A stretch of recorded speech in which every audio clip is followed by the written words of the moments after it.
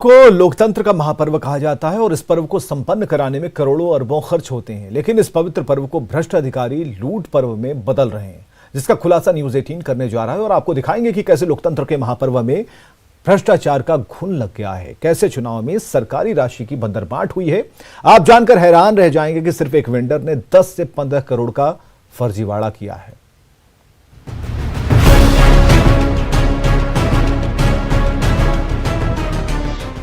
चुनावी खर्च के नाम पर करोड़ों की बंदरबांट, विधानसभा चुनाव में करोड़ों का फर्जीवाड़ा, फर्जी बिल देकर लगाया करोड़ों का चूना, अधिकारियों की मिलीभगत से लूट का खुलासा।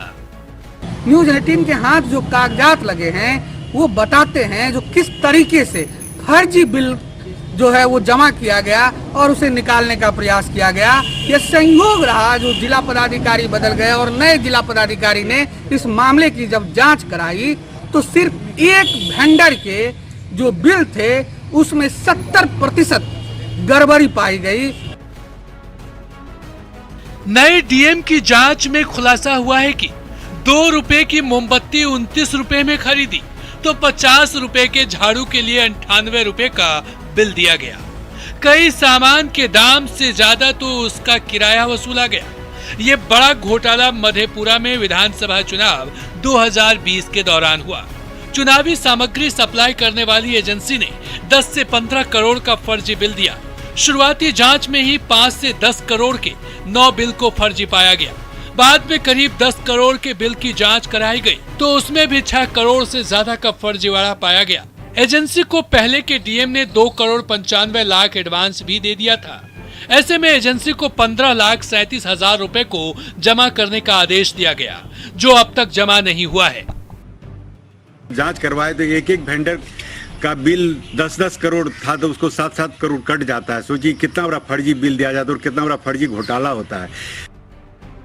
स्थानीय लोगों को शुरुआत में ही लग गया था कि टेंडर प्रक्रिया में भारी गड़बड़ी हुई है। अब जब इस घोटाले का खुलासा हुआ तो इसकी उच्च स्तरीय जांच की मांग की जा रही है। मधेपुरा जिले में मुझे तो पहले ही आशंका हो गया था कि ये हनी मनी के सप्लायर को टेंडर मिल रहा है। हमने उसके खिलाफ आरटीआई जब लगाया तो उस आरटीआई का संतुष्ट जवाब मुझे नहीं मिला और मुझे बरगला कर जवाब दिया गया।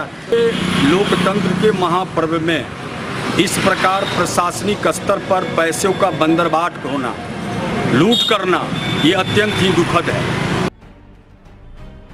सूत्र बताते हैं कि सभी फर्जी बिल की निकासी का रास्ता साफ हो चुका था, लेकिन ऐन मौके पर डीएम का ट्रांसफर हो गया और जब नए डीएम ने बिल की जांच कराई तो पूरा घोटाला परत दर परत खुलने लगा।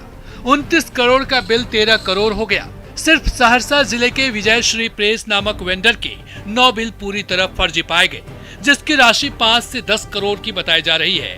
बाकी बिल की भी जब जांच हुई तो उसमें भी सप्लाई किए गए सामान की मात्रा, संख्या और गुणवत्ता में भारी अंतर पाया गया, जो 7 करोड़ से अधिक का था। एडीएम की माने तो हर गलत बिल की राशि काटी गई है और जो उसमें से गलत विपत्र था या इन्फ्लेटेड विपत्र था उसको राशि को क्रॉस करके काट करके वो बिल को शुद्ध किया गया और उसी के अनुरूप भुगतान किया गया। पूरे घोटाले में सीनियर अधिकारियों की भी मिलीभगत सामने आई है। अगर अधिकारियों की साठगांठ नहीं होती तो घोटाला नहीं होता। कि वर्तमान में होने वाले पंचायत चुनाव और आपदा में भी उसी वेंडर को काम दिया गया है, जबकि उस वेंडर ने इतनी बड़ी गड़बड़ी की है, उस पर कार्रवाई के बदले जिला प्रशासन उसे एक बार फिर नया काम देने जा रही है। मध्यप्रदेश से न्यूज़ 18 के लिए तुर्बसु की रिपोर्ट। गया में धर्मांतरण के मामले थमने का नाम नहीं ले रहे। शिक्षा की कमी, अंधविश्वास और लालच के कारण अब बड़े पैमाने पर लोग धर्मांतरण करा रहे हैं। कुछ दिनों पहले नैली पंचायत के दुबहल गांव में सैकड़ों लोगों ने धर्मांतरण का अपनाया था और ऐसा ही मामला डोभी प्रखंड में भी आया है, जहां नवनिर्मित चर्च में बड़ी संख्या में महादलित जाति के लोग प्रार्थना सभा में शामिल हो रहे हैं। हालांकि सभी लोगों ने अभी ईसाई धर्म नहीं अपनाया है, लेकिन यहाँ जितने भी लोग आए हैं वो सभी अंधविश्वास से ग्रस्त दिखाई दे रहे हैं। वो घर में बीमारी की बात करते हैं, दावा करते हैं कि पादरी के पानी से उनकी बीमारी ठीक हो जाती है, जबकि कई लोगों का कहना है कि चर्च में आने से उनका बिगड़ा काम बन जाता है। जबकि हकीकत है कि धर्म के नाम पर इनका माइंड वॉश किया जा रहा है, जिसके चंगुल में ये भोले भाले लोग आसानी से आ रहे हैं।